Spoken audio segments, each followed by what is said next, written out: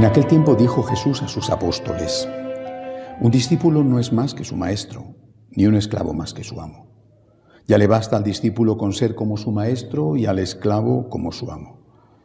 Si al dueño de casa lo han llamado Belcebú, ¿cuánto más a los criados?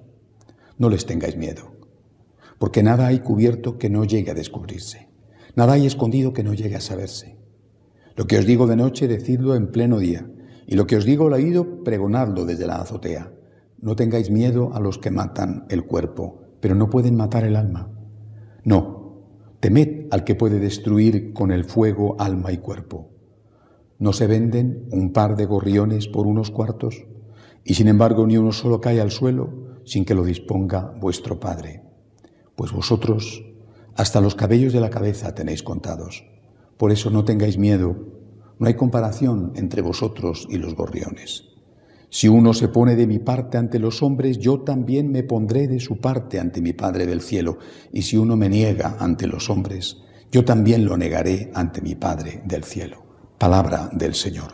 Gloria a ti, Señor Jesús.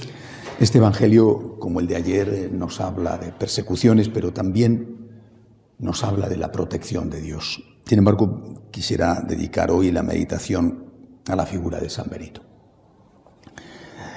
Cuando vemos las historias de los santos, casi nunca, la inmensa mayoría, las sitúa en el contexto en que vivieron.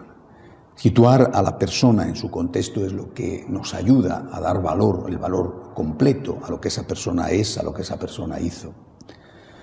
Benito vivió en una época dificilísima.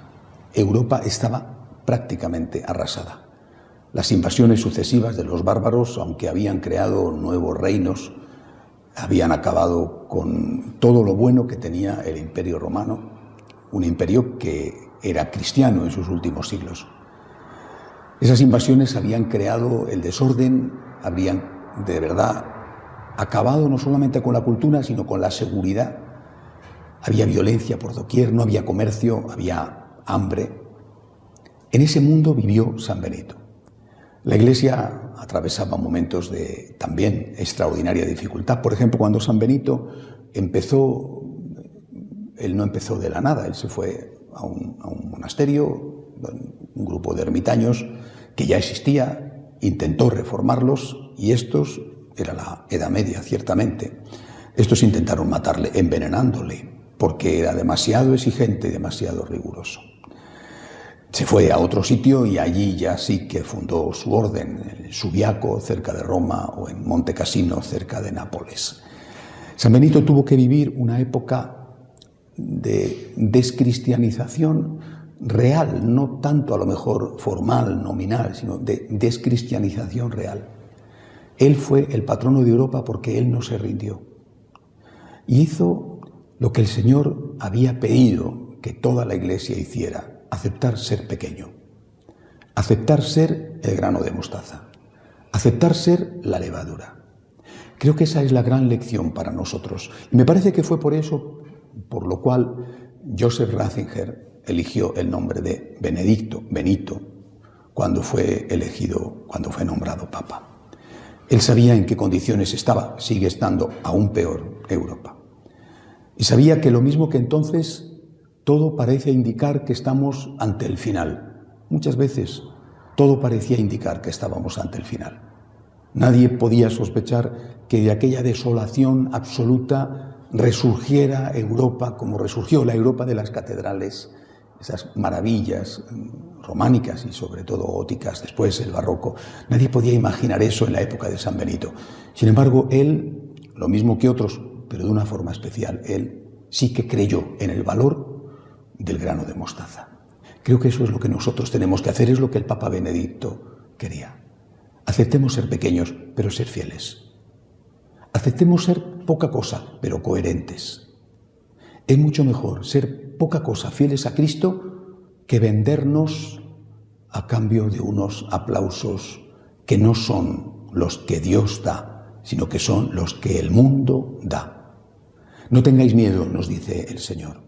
No tengáis miedo a no ser aplaudidos, no tengáis miedo a ser una minoría, no tengáis miedo a que os ataquen, a que os persigan, a que os ridiculicen.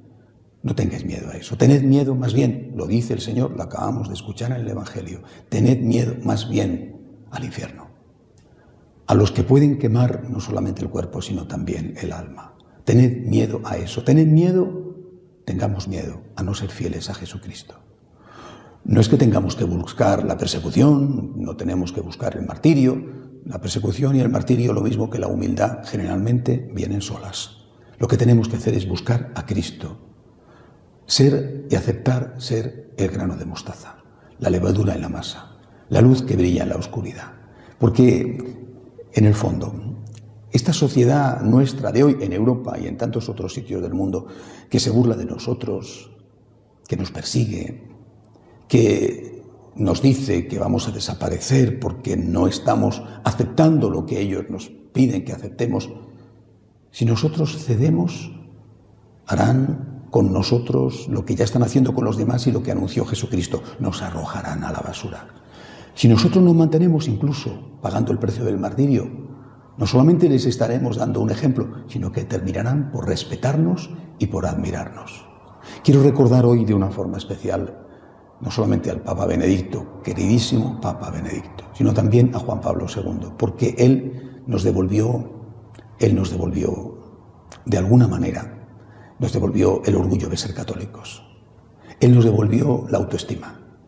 No porque él fuera un orgulloso o porque nos pidieran que fuéramos orgullosos, sino porque nos ayudó a tener levantada la cabeza, mirando al cielo, a no tener miedo a ser perseguidos, a ser minoría, a ser ridiculizados, a tener miedo, de verdad, únicamente a no estar con Cristo. Recordamos con el Papa Benedicto, con el Papa Juan Pablo, aquellas palabras de Jesús, que fueron las primeras palabras que Juan Pablo II dijo al mundo cuando apareció en el balcón de la plaza de San Pedro. No tengáis miedo, no tengáis miedo, dice Jesús, yo he vencido al mundo. Nos ponemos de pie para presentar ante el Señor nuestras súplicas.